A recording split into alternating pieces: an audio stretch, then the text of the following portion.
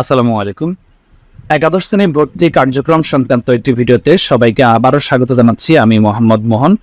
আমি আজকের ভিডিওতে আপনাদেরকে একটু ধারণা দেওয়ার চেষ্টা করব চূড়ান্ত ভর্তি হতে কত টাকা লাগতে পারে। কয়েকটি কলেজের অফিসিয়াল নোটিশ দেখাবো কত বছরে, তাহলে আপনারা কিছুটা ধারণা পাবেন। আর আপনি কোন কলেজে জানতে চান সেটা কমেন্টে জানান, আমি অবশ্যই চেষ্টা করব আপনাদেরকে সেটা জানানোর জন্য। তো আমরা চলুন দেখে নিই। তার আগে সবার কাছে অনুরোধ থাকবে আমার ইউটিউব চ্যানেলটি অবশ্যই সবাই সাবস্ক্রাইব করে রাখবেন, মোহন ওয়ার্ল্ড NU 2।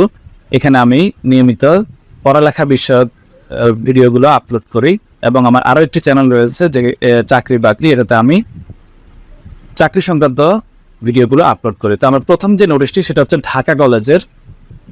তো আপনারা অনেকেই জানেন চূড়ান্ত ভর্তি হবে 15 জুলাই থেকে 25 জুলাই, অর্থাৎ যারা শেষ পর্যন্ত যে কলেজে চান্স থাকবে সেই কলেজে চূড়ান্ত ভর্তি হতে হবে। মাইগ্রেশন হয়ে বা যারা প্রথম চয়েস পেয়ে গেছে তাদের জন্য তারা 15 জুলাই থেকে 25 জুলাই সশরীরে কলেজে গিয়ে আপনাদেরকে ভর্তি কার্যক্রম সম্পন্ন করতে হবে। তো ফি এর পরিমাণটা একটু বলে নেই, এটা কিছুটা এদিক সেদিক হতে পারে। এটা গত বছরের নোটিশ, অর্থাৎ 2023-24 শিক্ষাবর্ষের। যেমন ঢাকা কলেজে গত বছর বিজ্ঞান বিভাগে 4,556 টাকা নেওয়া হয়েছে, মানবিক বিভাগে 4,456, ব্যবসায় শিক্ষা 4,456, বিজ্ঞানে 100 টাকা বেশি। এটার পেমেন্ট প্রক্রিয়াটা একটু খেয়াল করি। এক এক কলেজের পেমেন্ট প্রক্রিয়া এক এক রকম।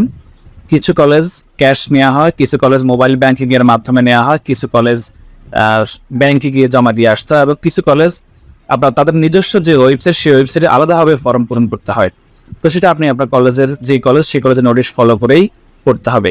এরপর আরেকটি কলেজ দেখায় আপনাদেরকে, এটা হচ্ছে কুমিল্লা ভিক্টোরিয়া সরকারি কলেজ।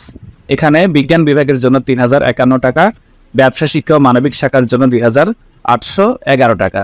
ব্যবসা শিক্ষা বা মানবিক বিভাগের শিক্ষার্থীরা যারা পরিসংখ্যান বা গণিত নিবে তাদের ক্ষেত্রে হচ্ছে 2,851 টাকা। তো আমি এর পরবর্তীতে আপনাদেরকে আরও ভিডিও দিব যে কী কী কাগজপত্র লাগবে এবং কী কী সাবজেক্ট চয়েস করতে হবে কোন গ্রুপের জন্য, সেগুলো দেখাবো।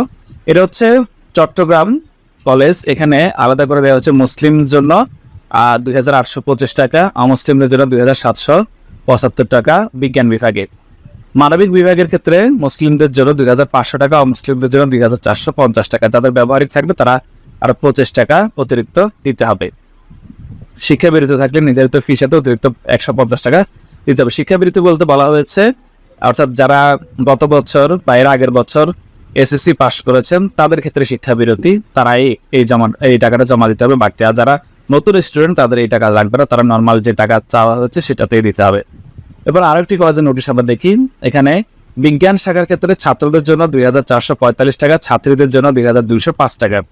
ব্যবসা শিক্ষায় ছাত্রদের জন্য 2,345 টাকা, ছাত্রীদের জন্য 2,105 টাকা। মানবিক শাখার জন্য 2,345 টাকা ছাত্রদের জন্য, ছাত্রীদের জন্য 2,105 টাকা। তো এই জন্য দেখুন আমি এখানে 4টা কলেজের দেখিয়েছি, 4টা কলেজে কিন্তু ভিন্ন রকম।